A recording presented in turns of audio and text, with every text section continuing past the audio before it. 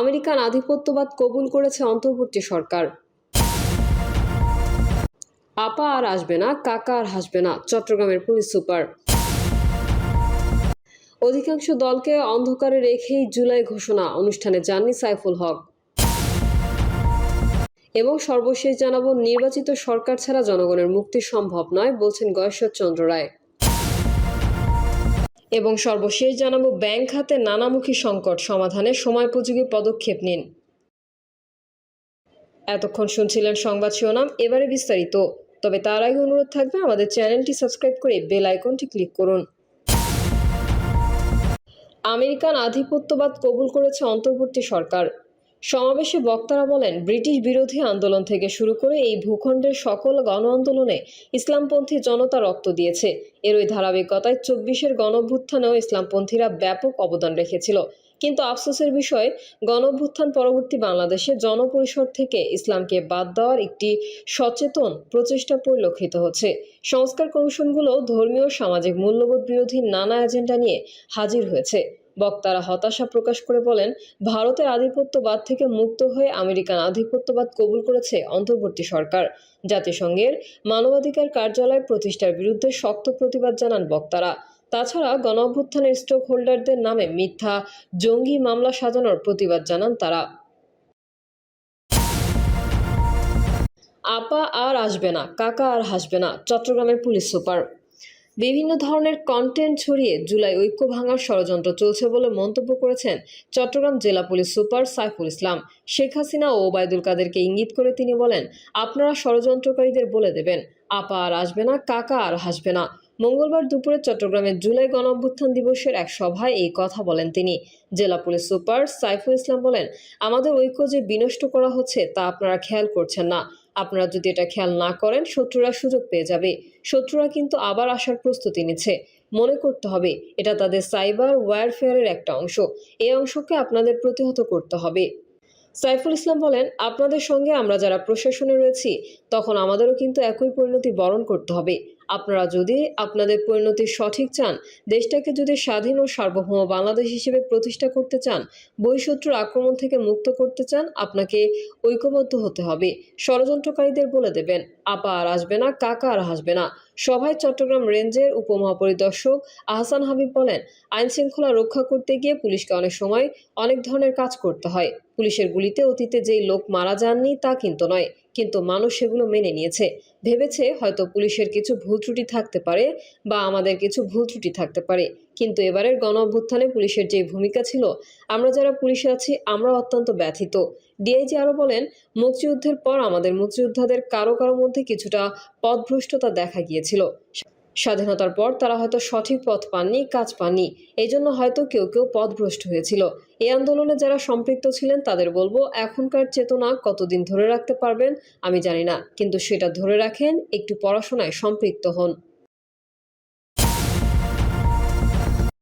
অধিকাংশ দলকে অন্ধকারে রেখে জুলাই ঘোষণা, অনুষ্ঠানে যাননি সাইফুল হক। অধিকাংশ রাজনৈতিক দলকে অন্ধকারে রেখেই জুলাই ঘোষণাপত্র চূড়ান্ত করায় আমন্ত্রণ পেয়েও ঘোষণাপত্র প্রকাশ অনুষ্ঠানে বিপ্লবী ওয়ার্কার্স পার্টি অংশগ্রহণ করতে বিরত থেকেছে বলে জানিয়েছে দলটির সাধারণ সম্পাদক সাইফুল হক। এই সিদ্ধান্ত জানাতে সংবাদ সম্মেলন করেন সাইফুল হক। তিনি অভিযোগ করেন, শুরু থেকেই আমরা বিষয়ের সাথে লক্ষ্য করেছি, গণঅভ্যুত্থানে অংশ নেওয়া রাজনৈতিক দল ও জনগণের মধ্যে ঐক্য ও সমঝোতা গড়ে তোলার পরিবর্তে সরকার যেন ভাগ বিভাজনকেই তাদের নীতি হিসেবে গ্রহণ করেছে। ইতোমধ্যে সরকার তাদের নিরপেক্ষতা গুরুতরভাবে প্রশ্নবিদ্ধ করে তুলেছে। এর সর্বশেষ এক নজির হচ্ছে, মঙ্গলবার বিকেলে সরকার প্রধান যে জুলাই ঘোষণা প্রদান করতে অজ্ঞাত কারণে অধিকাংশ রাজনৈতিক দলকে ঘোষণা চূড়ান্ত করার প্রক্রিয়ার বাইরে রাখা হয়েছে।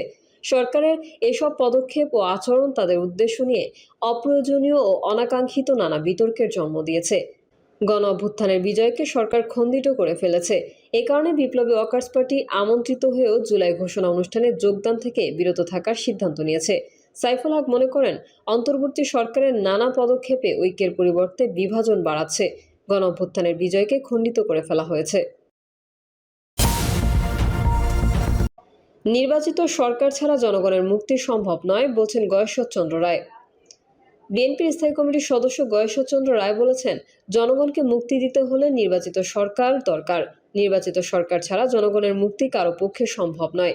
গয়েশ্বরচন্দ্র রায় বলেন, 17 বছর আন্দোলন সংগ্রামে ফ্যাসিবাদের পতন হয়েছে।